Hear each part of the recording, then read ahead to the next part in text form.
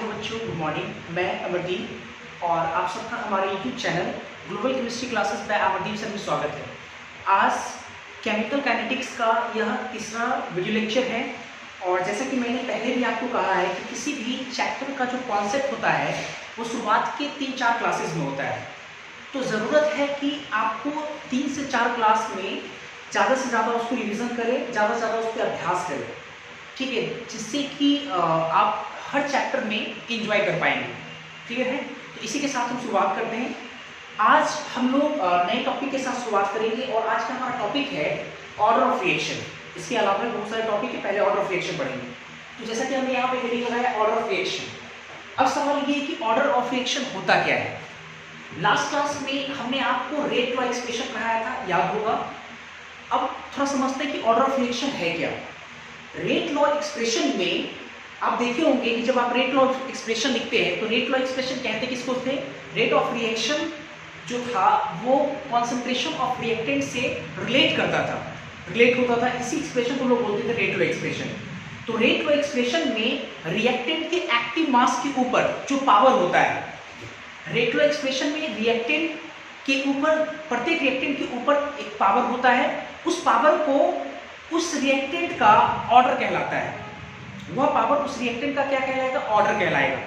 और अगर हम लोग ओवरऑल ऑर्डर ऑफ रिएक्शन की बात करें तो रिएक्टेंट के प्रत्येक पावर को, अर्थात रिएक्टेंट के ऑर्डर को, सारे रिएक्टेंट के ऑर्डर को अगर जोड़ देंगे तो उसके कारण क्या आएगा, हमारा ओवरऑल ऑर्डर ऑफ रिएक्शन। तो जैसा कि हम देखते हैं यहाँ पे क्या मिलेगा, order of reaction is defined. Reaction define होता है फॉर ए पार्टिकुलर कंपोनेंट, एक पार्टिकुलर कंपोनेंट के लिए is the power by which its active mass has been raise in rate law expression. Rate law expression में reactant का जो power होता है, रिएक्टेंट के एक्टिव मास के ऊपर जो पावर होता है, वो पावर उस पार्टिकुलर कंपोनेंट के रिस्पेक्ट में ऑर्डर कहलाएगा।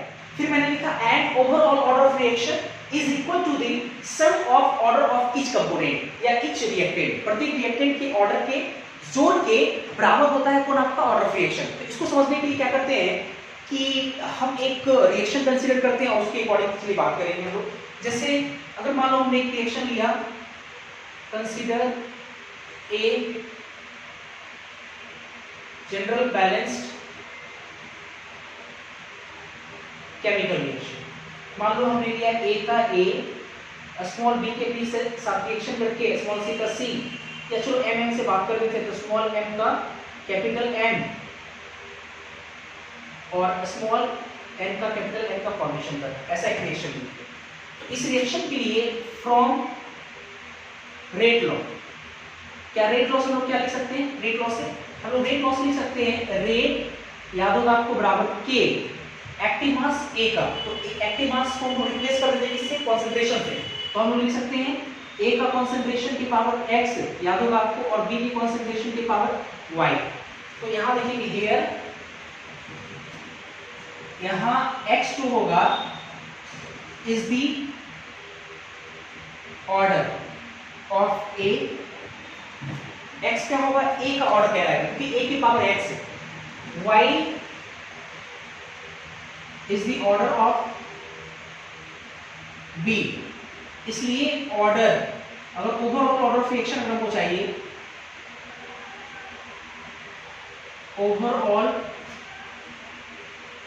ऑर्डर ऑफ रिएक्शन या ऑर्डर ऑफ रिएक्शन, तो हमने क्या बोला कि प्रत्येक रिएक्टेंट के ऑर्डर के सम के बराबर ओवरऑल ऑर्डर ऑफ रिएक्शन होता है। तो ए रिएक्टेंट के रिस्पेक्ट में ऑर्डर कितना है x, बी रिएक्टेंट के रिस्पेक्ट में ऑर्डर कितना है y, दोनों का सम x प्लस y। तो ये हो जाएगा क्या आपका ओवरऑल ऑर्डर ऑफ रिएक्शन। तो पहले आप इसको नोट करें, फिर इसके आगे हम लोग देखेंगे characteristics of order of reaction. और एक बार मैं और कहना चाहूँगा कि आज का जो क्लास है, आज के इस क्लास में लोग पूरा बेसिक पढ़ेंगे, बेसिक आज की क्लास में खत्म हो जाएगा। और ध्यान रहे कि आज का क्लास बहुत इंपॉर्टेंट है। ऐसा इसलिए क्योंकि आज की क्लास में जो चीज़ें हम पढ़ेंगे वो आपके बोर्ड के एग्जाम में, चाहे कोई भी बोर्ड हो, आपका सीबीएसई हो, आईसीएसई हो, चाहे आपका बिहार बोर्ड हो, स्टेट बोर्ड हो, उसमें इस पोर्शन से फ्रिक्वेंटली हर साल क्वेश्चन पूछा जाता है कि ऑर्डर ऑफ रिएक्शन क्या है, उसकी कैरेक्टरिस्टिक्स बताइए क्या है, और भी इसके अलावा पढ़ाएंगे मॉलिक्यूलर ऑफ रिएक्शन क्या है, उसकी कैरेक्टरिस्टिक्स क्या है, उसमें डिफरेंस, ये सब पूछा जाता है, फ्रिक्वेंटली आपके एग्जाम में आता है। तो आज का क्लास काफ़ी इंपॉर्टेंट है, तो पहले आप इसको नोट करें, फिर आगे हम देखेंगे।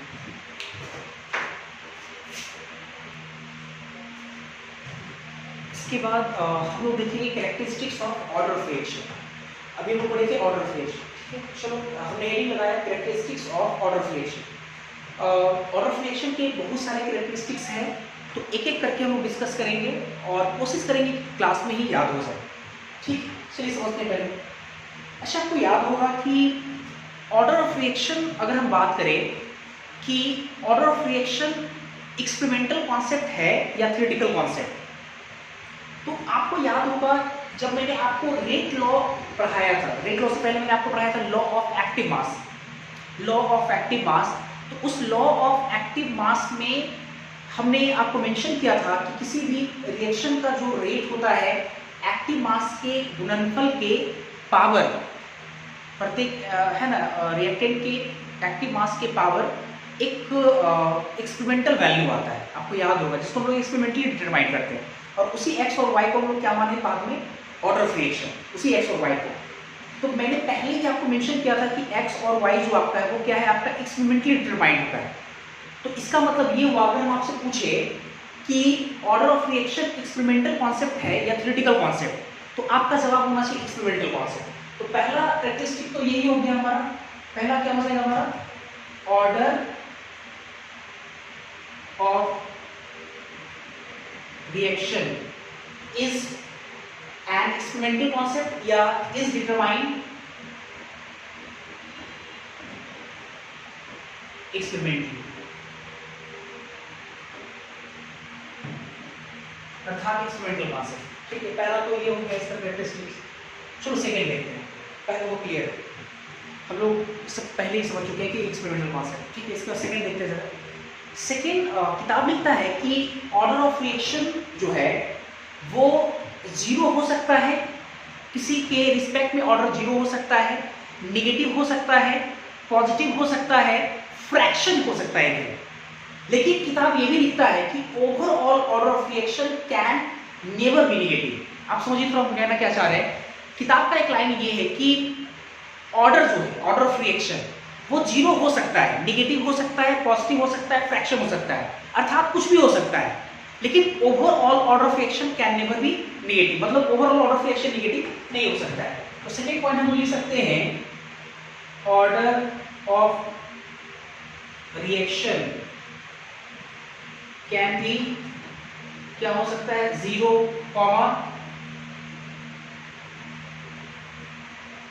नेगेटिव, है ना, पॉजिटिव, फ्रैक्शन, बट सबसे इंपॉर्टेंट बात क्या, but overall order of reaction has not been found negative, has not been found negative। देखो कहना क्या चाह रहे हैं, तो सबसे पहले जैसे अगर आप ओवरऑल ऑर्डर ऑफ रिएक्शन निकालिए, 0 हो सकता है ना, ओवरऑल नेगेटिव नहीं होगा, सॉरी ओवरऑल नेगेटिव नहीं होगा, किसी की रिस्पेक्ट में 0 हो सकता है, ओवरऑल भी 0 हो सकता है, किसी की रिस्पेक्ट में नेगेटिव हो सकता है, लेकिन ओवरऑल नेगेटिव नहीं हो सकता। मैंने यहाँ मेंशन कर दिया है, यहाँ पे ओवरऑल पॉजिटिव हो सकता है या किसी की रिस्पेक्ट में पॉजिटिव हो सकता है, फ्रैक्शन हो सकता है, ओवरऑल फ्रैक्शन हो सकता है, लेकिन overall order of reaction can never be negative, negative नहीं हो सकता है। तो आपको हम एक दो एक्सपेरिमेंटल वैल्यूज दिखाते हैं, आपको उससे अंदाजा लग जाएगा कि overall order of reaction, fraction, negative वगैरह कुछ ऐसा देखा जा सकता है। जैसे देखते हैं, जैसे अगर हम एक एग्जांपल लें, ठीक है, ऑब्जर्व एक्सपेरिमेंटल एक ऑब्जर्व वैल्यू लेते हैं, जैसे एक रिएक्शन लेते हैं, जैसे CH3CHO है ना, CH3CHO एक कंपाउंड है, ठीक है। इस कंपाउंड को जब हम लोग स्ट्रांगली हीट करते हैं, अब रिएक्शन ज्यादा मतलब नहीं होना चाहिए अभी, तो इससे हमारा बनता है CH4 मीथेन गैस और plus CO gas, carbon monoxide gas, reaction balance भी है। और ये कंपाउंड अगर देखा जाए 2 कार्बन का एल्डिहाइड है, तो आईपीसी नोटेशन में आप इसको बोल सकते हैं इथेनॉल, और कॉमन नोटेशन इसको बोल सकते हैं एस्टल्डिहाइड। ये एस्टल्डिहाइड, ये मीथेन, ये कार्बन मोनोऑक्साइड, एक रिएक्शन मान लो। और इस रिएक्शन का अगर हम लोग रेट लॉ एक्सप्रेशन से रेट लिखे, तो रेट बराबर K CH3CHO, ठीक है, CH3CHO, और CH3CHO तो ये जो पावर हम कितना लिखेंगे, x लिखेंगे, x। और एक्सपेरिमेंटली देखा गया कि जो x होता है ये 3/4 के बराबर होता है, 3/4। तो देखो 3/4 जो है ऑर्डर क्या है यहाँ पे, फ्रैक्शन है। एक आपको प्रैक्टिकल ऑब्जर्वेशन से दिखा पा रहे हैं कि ये 3/4 फ्रैक्शन वैल्यू आ जा रहा है। ओवरऑल ऑर्डर फ्रैक्शन हो सकता है, किसी रिस्पेक्ट में फ्रैक्शन हो सकता है, ठीक है, आप देख पा रहे हैं, ठीक है।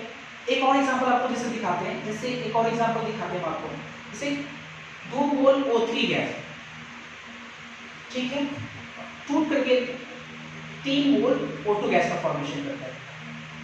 ये एक रिएक्शन हमने दिखाया।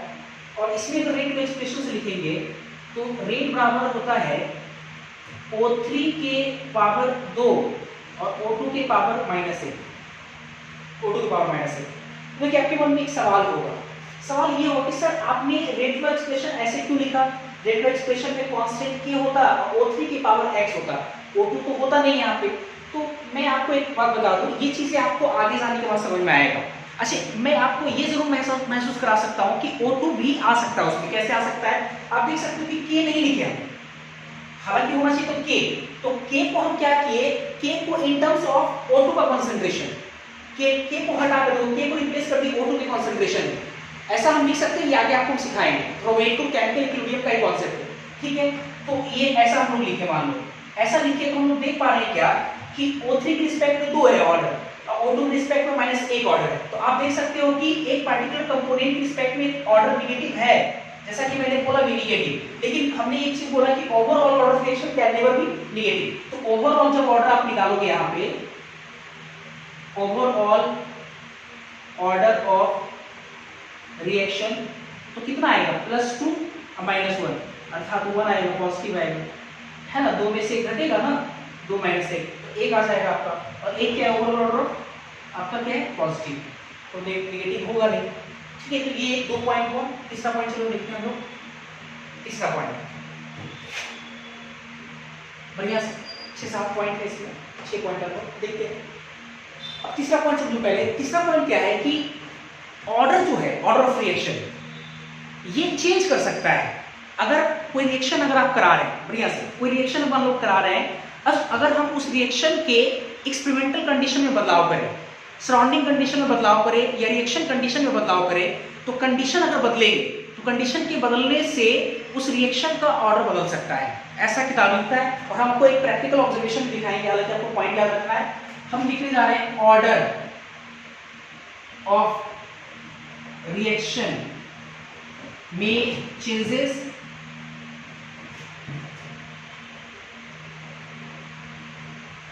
कैसे चेंज होगा, ऑर्डर ऑफ रिएक्शन में चेंजेस ड्यू टू चेंज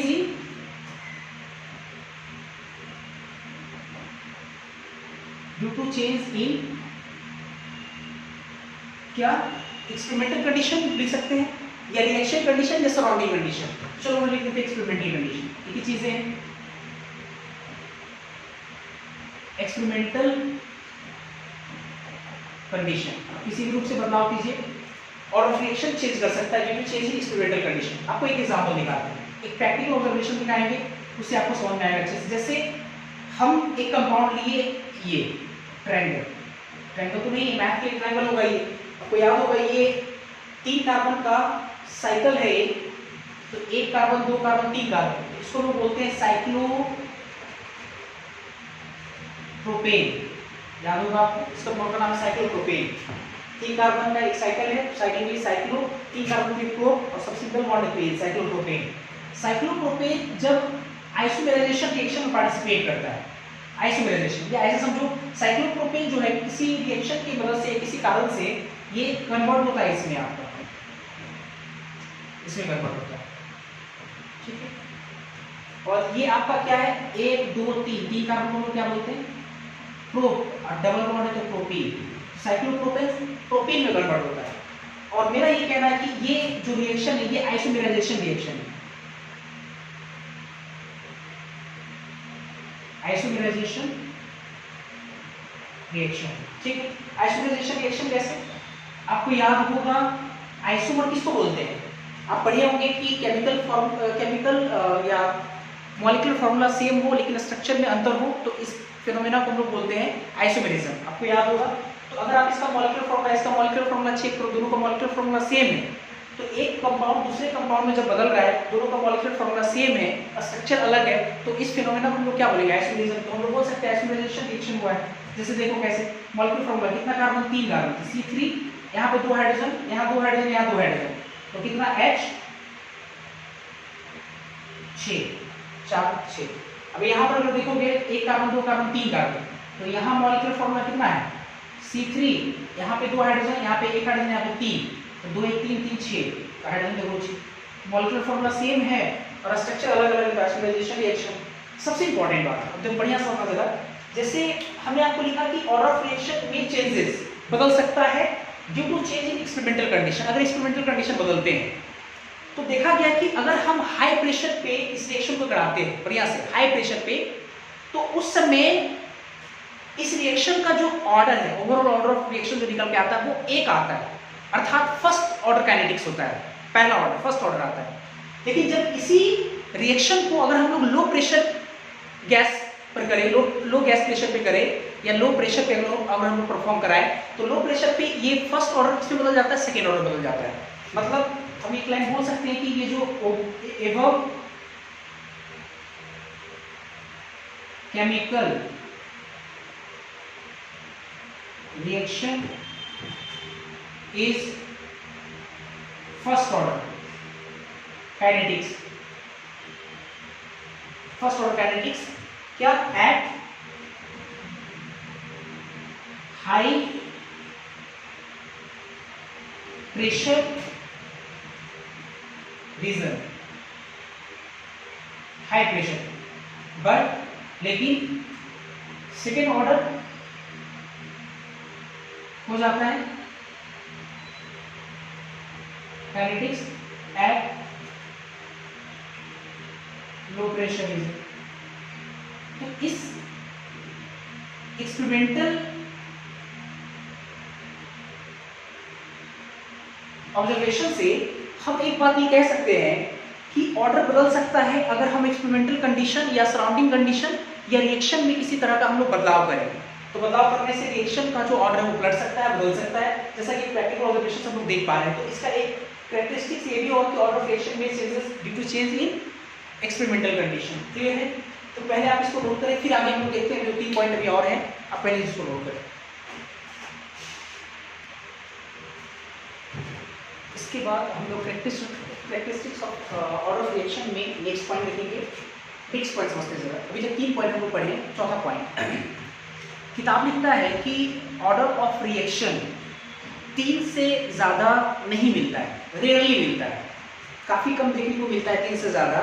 और इसका रीज़न लिखता है ये कि दुनिया में जो कॉलिजन होता है, कॉलिजन टकराव, वो 3 से ज़्यादा मॉलिक्यूल के बीच टकराने की जो प्रोबेबिलिटी होती है, जो चांसेस होती है, वो बहुत ही रेयर होता है। 3 या 3 से ज़्यादा, ऐसा समझो 3 से ज़्यादा मतलब 4 या 4 से ज़्यादा, ठीक है, एक साथ टकराए, इसके चांसेस बहुत ही कम होते हैं। यही कारण है कि ऑर्डर ऑफ रिएक्शन रेयरली हमको 3 मिलता है, 4 तो मिलता भी नहीं है। आप ऐसा समझ लो, ठीक है। पहले मैं पॉइंट लिखता हूँ, फिर से एक बार मैं समझाऊंगा आपको इसका। तो चौथा पॉइंट हम लिखने जा रहे हैं। 4th पॉइंट कहता है कि order of reaction greater than 3 is rarely observed. क्यों? Because क्योंकि probability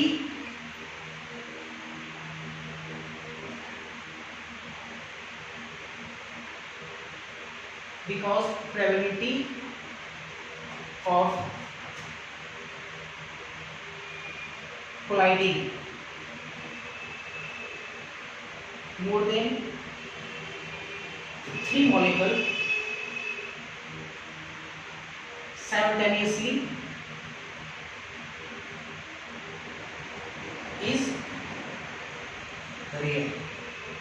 ठीक है, अभी क्या लिखा? आपने लिखा कि ऑर्डर ऑफ रिएक्शन 3 से ज्यादा, greater than 3 is rarely observe, 3 से ज़्यादा आपको मिलेगा नहीं, 4, 5, 6 काफ़ी रेयरली ऑब्जर्व होता है।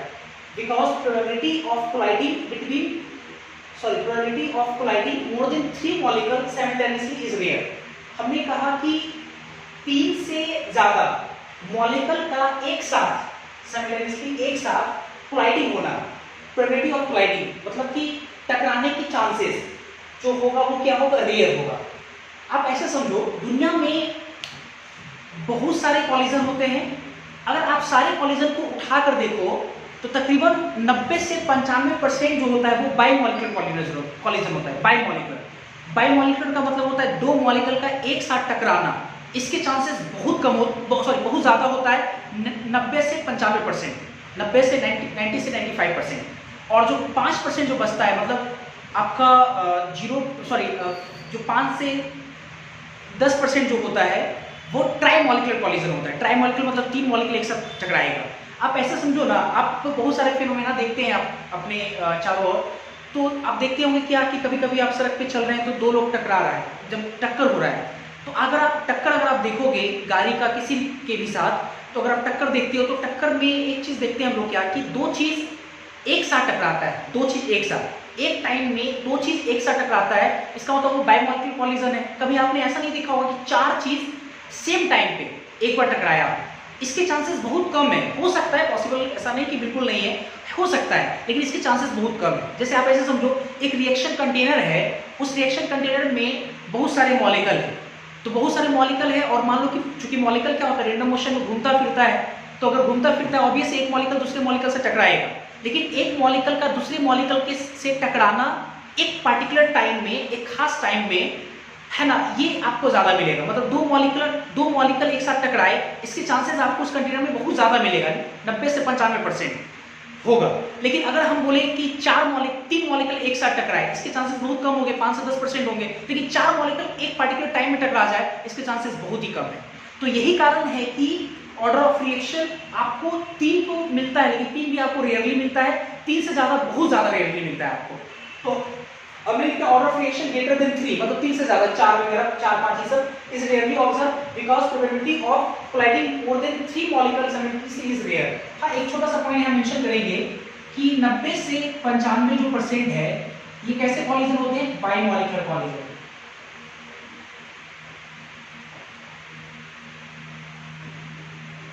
और जो 5 से 10% जो कॉलिजन होते हैं वो कैसे कॉलिजन होते हैं, ट्राइमॉलिक्यूलर, 3 मॉलिक्यूल एक साथ टकरा सकता है।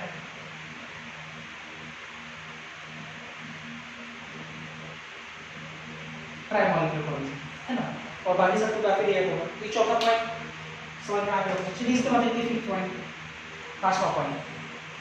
बढ़िया से आपको याद होगा कि लास्ट क्लास में हमने आपको पढ़ाया था एलिमेंट्री रिएक्शन और एक हमने पढ़ाया था आपको कॉम्प्लेक्स रिएक्शन। तो किताब लिखता है कि ऑर्डर ऑफ रिएक्शन, बढ़िया से ऑर्डर ऑफ रिएक्शन एलिमेंट्री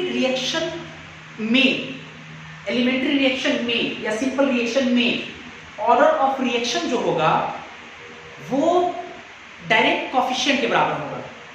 तो वो एक चीज याद करो आप, पहले हमने आपको एक बार कहा ये था कि याद होगा आपको कि हमने एक पॉइंट कहा था आपको कि ऑर्डर ऑफ जो आपका ऑर्डर ऑफ रिएक्शन होता है जिसको एक्स वाई पहले मानते थे, उसका कोफिशिएंट के साथ कोई डायरेक्ट रिलेशन नहीं है, कोई डायरेक्ट रिलेशन नहीं होता है। वो एक्सपेरिमेंटली हम लोग कैलकुलेट करते हैं।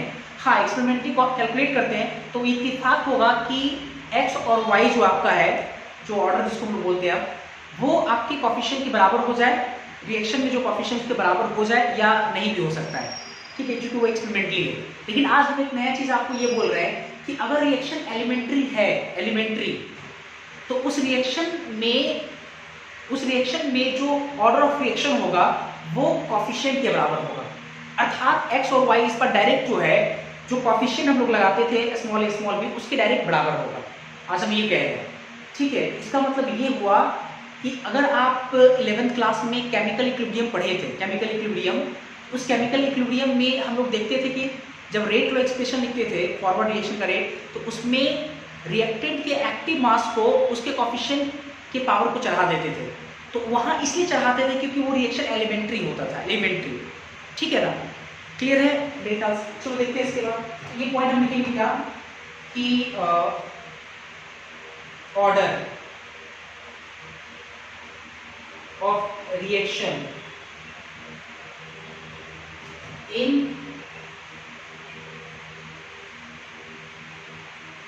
in an elementary order of reaction, in an elementary reaction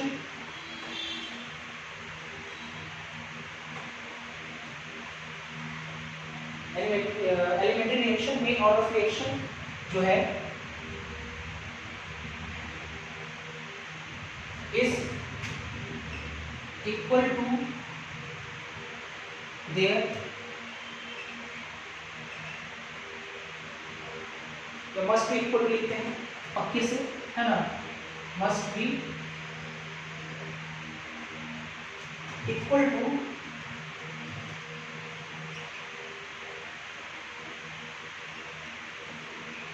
their coefficient। क्या होगा, order of reaction elementary reaction में must be equal to their coefficient. जैसे फॉर एग्जांपल आपको समझाते हैं, जैसे मान लो लेट एक हम एलिमेंट्री रिएक्शन कंसीडर करते हैं, लेट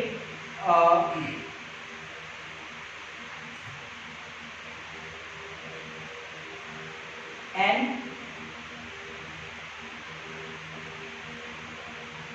एलिमेंट्री रिएक्शन मान लो है ए प्लस 2b से C प्लस 4b, ऐसे मान लो ये एलिमेंट्री रिएक्शन।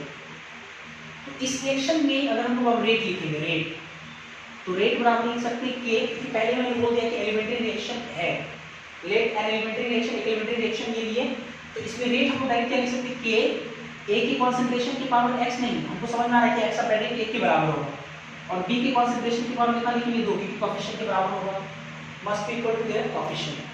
आई होप ये समझ में आ रहा होगा। चलो देख सकते हैं, लास्ट पॉइंट है छठा पॉइंट, 6 पॉइंट देखते हैं लोग।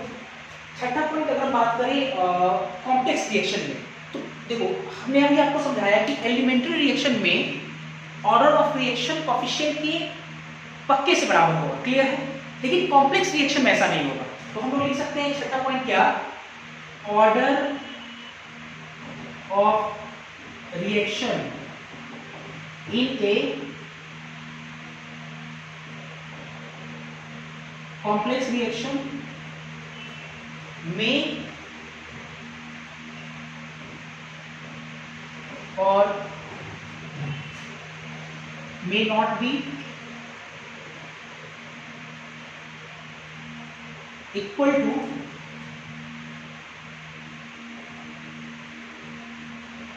their coefficient। Order of reaction in a complex reaction may or may not be equal to their coefficient। ठीक है, इसको समझते हैं क्या कहना चाह रहे हैं। जैसे मान लो कंसीडर हम एक कॉम्प्लेक्स रिएक्शन लेके आते हैं, कंसीडर ए कॉम्प्लेक्स रिएक्शन। मान लो कि कॉम्प्लेक्स रिएक्शन आपका कुछ ऐसा है, 2a प्लस b से f प्लस 3g, मान लो ऐसे 2a प्लस b से f प्लस 3g का फॉर्मेशन हो रहा है, ठीक है, ये 2a है, फिर ये कॉम्प्लेक्स रिएक्शन। तो अगर इसमें हम लोग लिखे रेट लॉ, तो फ्रॉम रेट लॉ से क्या लिख सकते हैं, फ्रॉम रेट लॉ से रेट बराबर के, ए की कॉन्सेंट्रेशन की पावर 2 नहीं लिखेंगे क्योंकि कोएफिशिएंट ऑर्डर के बराबर नहीं होगा कॉम्प्लेक्स रिएक्शन में, तो ए के पावर हम लिखेंगे x और b के पावर लिखेंगे y। हाँ, हमने एक चीज ये बोला है कि हेयर x जो आपका है मे और may not be equal to क्या हो सकता है, मे और may not be equal to 1, है ना, x आप सॉरी 1 नहीं 2, मतलब x एक्सपेरिमेंटली कैलकुलेट करेंगे तो वो हो सकता है कि x जो है वो 2 के बराबर हो जाए, और हो सकता है 2 के बराबर नहीं भी हो, क्योंकि एक्सपेरिमेंटली कुछ भी हो सकता है, तो x मे और may not be equal to 2। उसी प्रकार y क्या हो सकता है, मे हो सकता है या may not be equal to 1, 1 के बराबर हो भी सकता है और नहीं भी हो सकता है। तो ये टोटल 6 कैरेक्टरिस्टिक्स होता है ऑर्डर ऑफ रिएक्शन का। तो एक बार मैं आपको फिर से रिकॉल करा देता हूँ। सबसे पहला देखो ऑर्डर ऑफ रिएक्शन का कैरेक्टरिस्टिक्स है कि order of reaction theoretical concept है कि एक्सपेरिमेंटल, तो पहला इसका कैरेक्टरिस्टिक्स है कि एक्सपेरिमेंटल कॉन्सेप्ट है पहला। सेकंड जो इसका कैरेक्टरिस्टिक्स है वो ये कि ऑर्डर ऑफ रिएक्शन जीरो हो सकता है, नेगेटिव हो सकता है, पॉजिटिव हो सकता है, फ्रैक्शन हो सकता है, बट लेकिन overall order of reaction can never be negative, लेकिन ओवरऑल नेगेटिव नहीं हो सकता है। क्लियर है? दूसरा पॉइंट ये था। तीसरा पॉइंट हमने आपको समझाया कि कंडीशन को अगर बदलेंगे, रिएक्शन कंडीशन या सराउंडिंग कंडीशन या एक्सपेरिमेंटल कंडीशन अगर बदलेंगे तो ऑर्डर बदल सकता है। तीसरा पॉइंट ये था। चौथा पॉइंट हमने आपको पढ़ाया कि ऑर्डर ऑफ रिएक्शन 3 से ज्यादा अर्थात 4, 5, 6 ये सब रेयरली ऑब्जर्व होता है, क्योंकि 3 से ज्यादा मॉलिक्यूल का एक साथ टकराने की जो चांसेस होती है वो काफी रेयरली होता है, इसलिए क्लियर है। इसके बाद पांचवा पॉइंट हमने आपको समझाया जो कि वेरी वेरी इंपॉर्टेंट है, मैं अभी भी यहाँ लिख ले रहा हूँ, वीवीआई काफी इंपॉर्टेंट है, वो ये कि एलिमेंट्री रिएक्शन में ऑर्डर और कोफिशिएंट मस्ट बी इक्वल, बराबर होंगे। इस हिसाब से अगर जब कभी भी अगर हम ये डिसाइड कर लिए कि ये एलिमेंट्री रिएक्शन है, एलिमेंट्री रिएक्शन पहचान गए, तो इसका मतलब उस केस में हम ऑर्डर को कोफिशिएंट के जस्ट बराबर लिख सकते हैं। क्लियर है? छठा पॉइंट हमने आपको समझाया कि कॉम्प्लेक्स रिएक्शन में ऑर्डर और कोफिशिएंट डायरेक्ट बराबर नहीं होंगे, हाँ हो भी सकता है और नहीं भी हो सकता है। क्लियर है? जैसे कि यहाँ पे मैंने लिखा। चलो इसके बाद फिर नेक्स्ट हम लोग देखेंगे, पहले आप इसको नोट करें।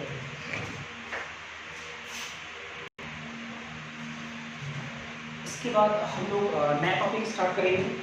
अभी हम लोग पढ़ेंगे ऑर्डर ऑफ रिएक्शन और characteristics of order of reaction. Next हम लोग पढ़ेंगे मॉलिक्यूलरिटी ऑफ रिएक्शन, काफी इंपॉर्टेंट है।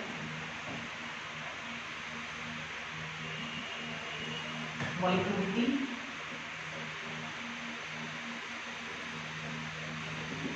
Of reaction,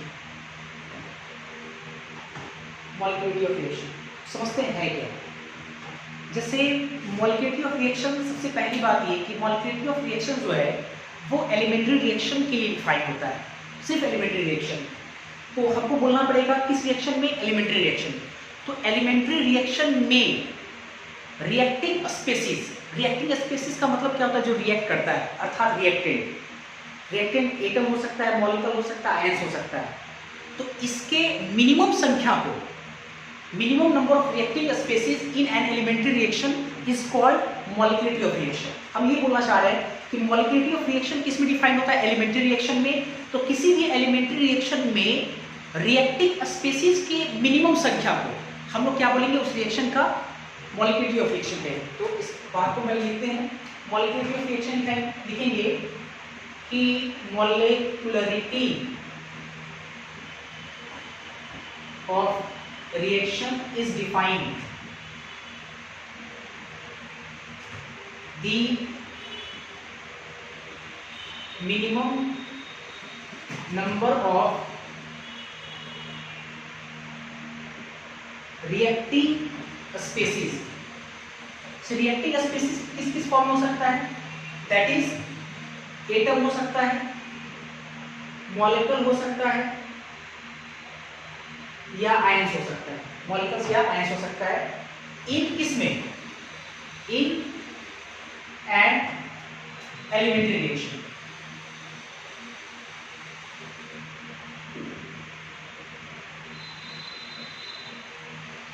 elementary reaction.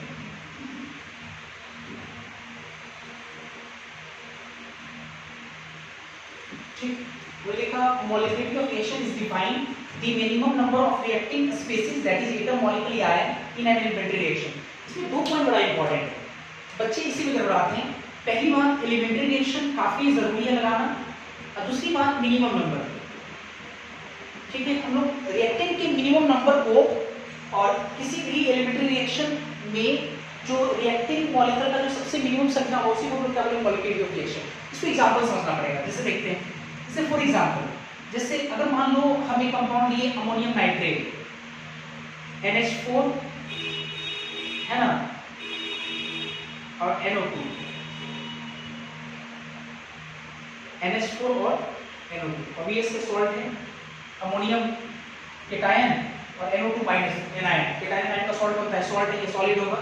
इसको मान लो स्ट्रॉन्गली हमने हीट किया, हीट करेंगे तो हीट करने से N2 गैस अब प्लस, अब 4 हाइड्रोजन 2 ऑक्सीजन, तो 2 मोल H2O गैस का फॉर्मेशन होता है। मान लो ये रिएक्शन दिया हुआ है, ठीक है, और इस रिएक्शन का हमको मॉलिक्यूलरिटी ऑफ रिएक्शन बताना है, रिएक्शन बैलेंस भी है, और मान लो एलिमेंट्री, अभी हम एलिमेंट्री रिएक्शन की बात कर रहे हैं, तो इसमें मॉलिक्यूलरिटी कितना होगा, इस रिएक्शन का मॉलिक्यूलरिटी कितना होगा, अगर इसके मॉलिक्यूलरिटी की बात करें, मॉलिक्यूलरिटी ऑफ रिएक्शन कितना होगा, बराबर कितना होगा, 1 होगा, क्योंकि रिएक्टिंग मॉलिक्यूल का संख्या कितना है, 1 होगा। और अगर किसी रिएक्शन का मॉलिक्यूलरिटी ऑफ रिएक्शन 1 होता है, वेरी वेरी इंपॉर्टेंट, तो वैसे रिएक्शन को लोग बोलते हैं यूनिमॉलिक्यूलर रिएक्शन। यूनि मतलब एक, और मॉलिक्यूलरिटी ऑफ रिएक्शन का मतलब मॉलिक्यूलरिटी, तो यूनिमॉलिक्यूलर इसको बोलेंगे हम लोग unimolecular reaction, uni molecular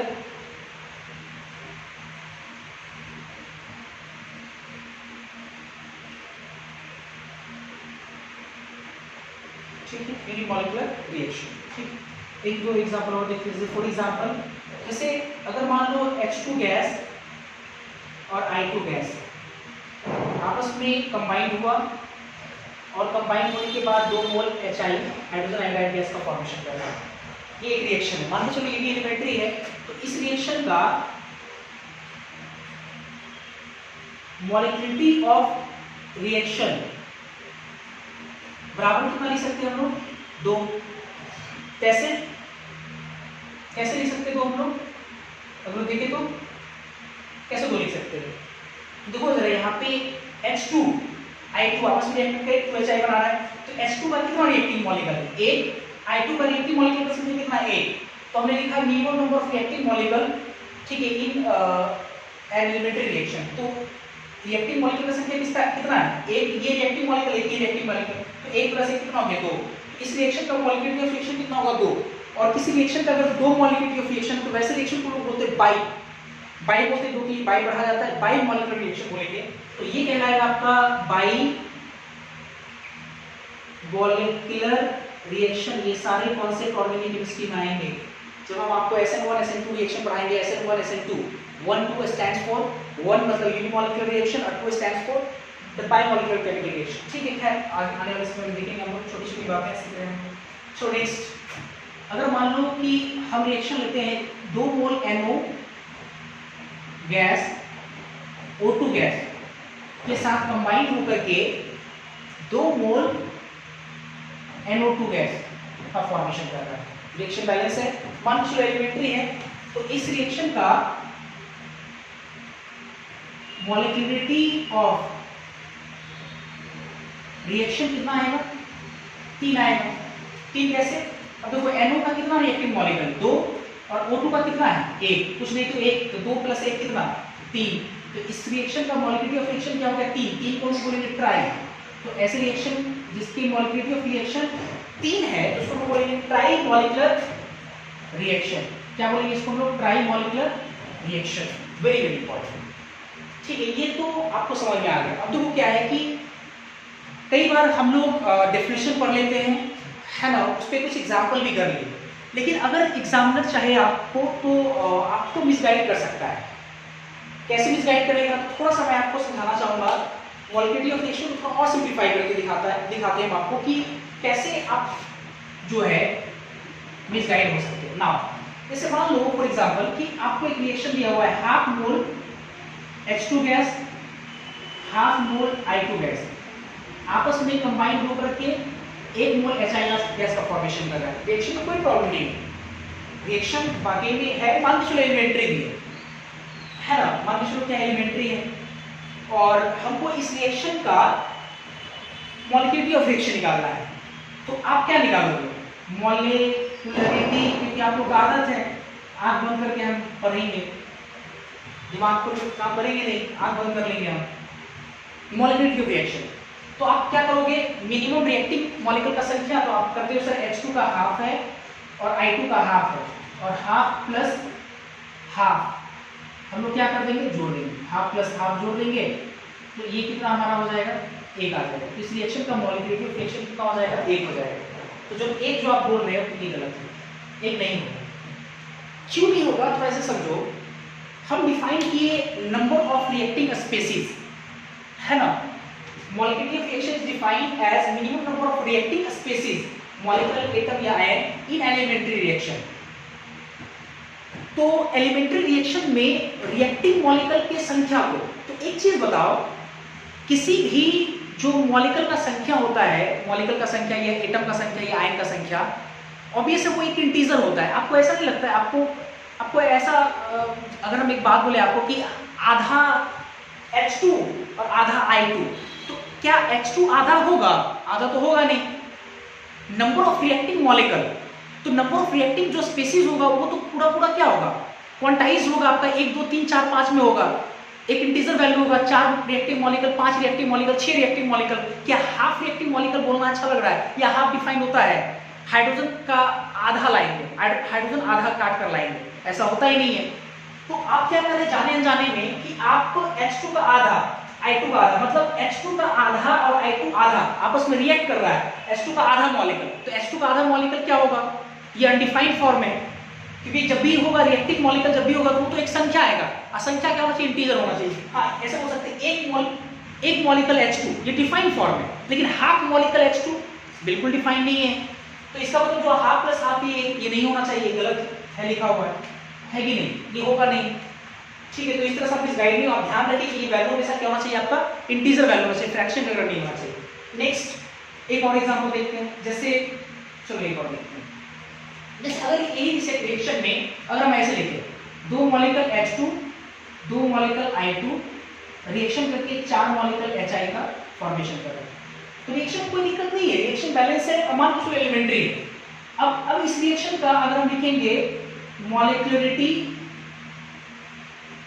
of reaction, तो आप क्या लिखोगे? इसका 2 इसका 2, तो लिखेंगे 2 + 2, तो 4 लिखेंगे हम।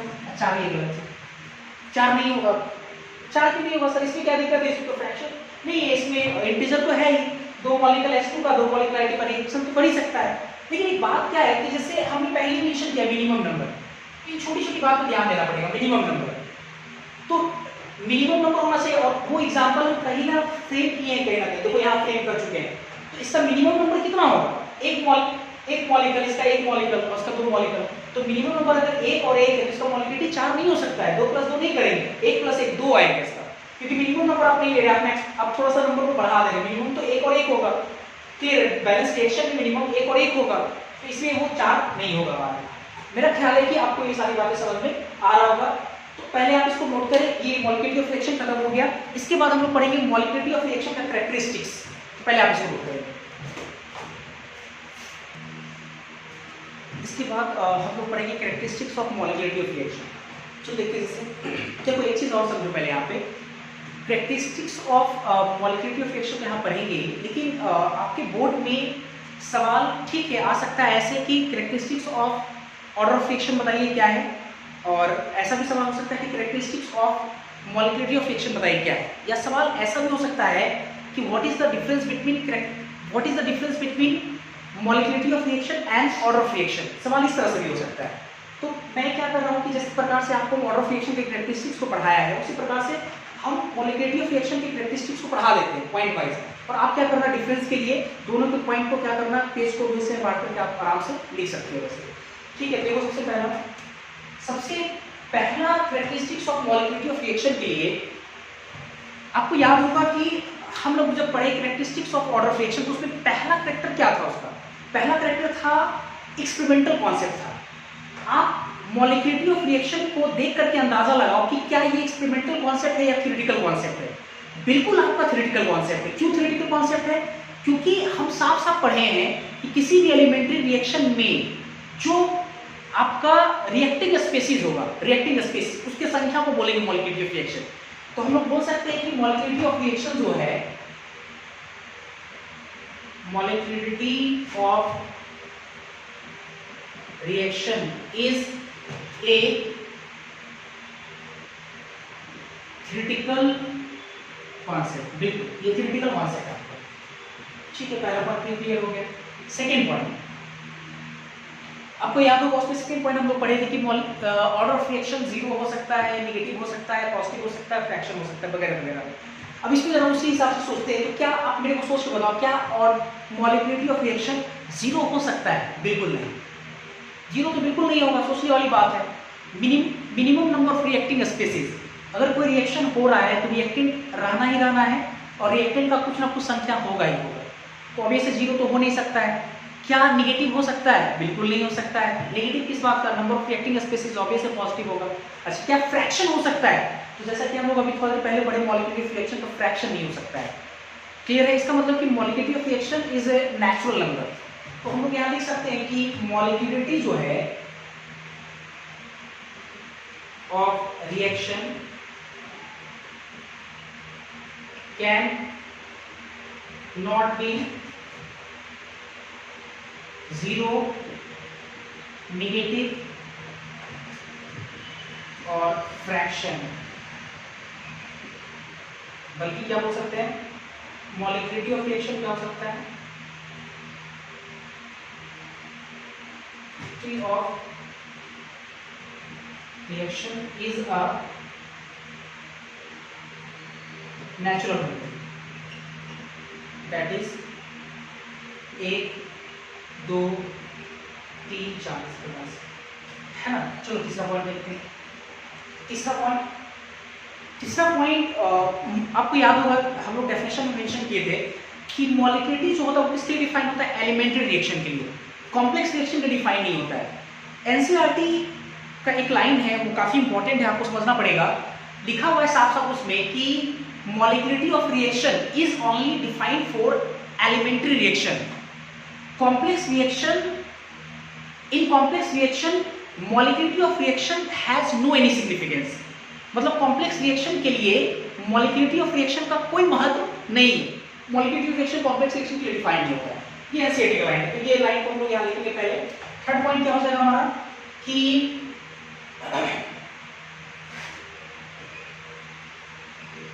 Molecularity of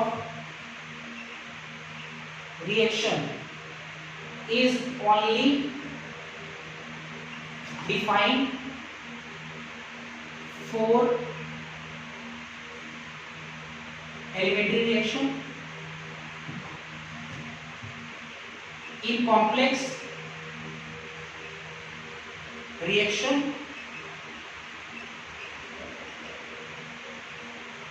molecularity has no any physical significance.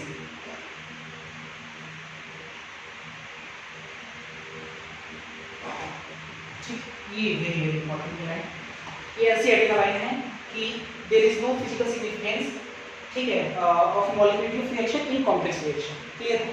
चौथा पॉइंट, नेक्स्ट चौथा पॉइंट हम लोग देखेंगे। फोर्थ पॉइंट जिस प्रकार से आप लोग पढ़ेंगे ऑर्डर ऑफ रिएक्शन में कि ऑर्डर ऑफ रिएक्शन 3 से जो ज्यादा होता है वो रेयरली ऑब्जर्व होता है, तो उसी प्रकार मॉलिक्यूलरिटी भी क्या है, रिएक्टिंग स्पीसीज है का संख्या है। रिएक्टिंग स्पीसीज आपस में कोलाइड करके प्रोडक्ट का फॉर्मेशन करता है, तो इसका मतलब कि रिएक्टिंग स्पीसीज का अगर संख्या है तो रिएक्टिंग स्पीसीज एक साथ एक समय में 3 से ज्यादा जो मॉलिक्यूल है उसके चांसेस बहुत कम है टकराने के।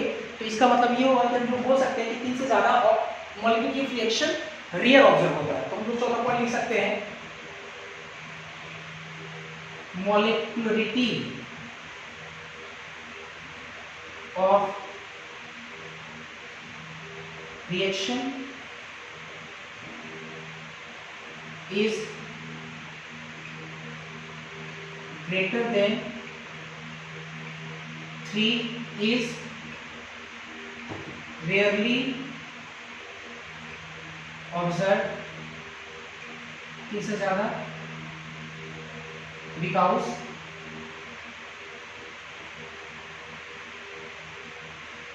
क्या होगा, because probability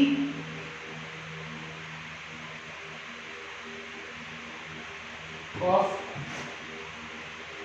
colliding more than 3 molecule, 3 molecule से ज्यादा के बीच में टकराव के जो चांसेस है क्या होगा, इज रेयरली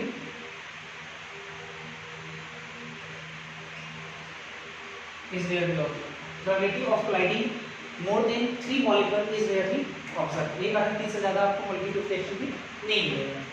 तो पॉइंट आपको समझ में आ गया होगा, पहला ये थ्योरेटिकल कॉन्सेप्ट है, दूसरा जीरो निगेटिव या फ्रैक्शन मॉलिक्यूलर ऑफ रिएक्शन नहीं हो सकता है, एक नेचुरल नंबर होगा। तीसरा पॉइंट कि मॉलिक्यूलर ऑफ रिएक्शन जो है, तीसरा पॉइंट वो सिर्फ एलिमेंट्री रिएक्शन के लिए डिफाइंड होता है, कॉम्प्लेक्स रिएक्शन के लिए कोई सिग्निफिकेंस नहीं है, इसका महत्व नहीं है। और चौथा पॉइंट हम लोग पढ़ें कि मॉलिक्यूलर ऑफ रिएक्शन 3 से ज़्यादा रेयरली ऑब्जर्व होता है। तो आज भर के लिए इतना ही देखते हैं, आप लोग इसको पहले अच्छे से देख लें, इस तरह से बेसिक लगभग आपका खत्म हो गया है। Thank you.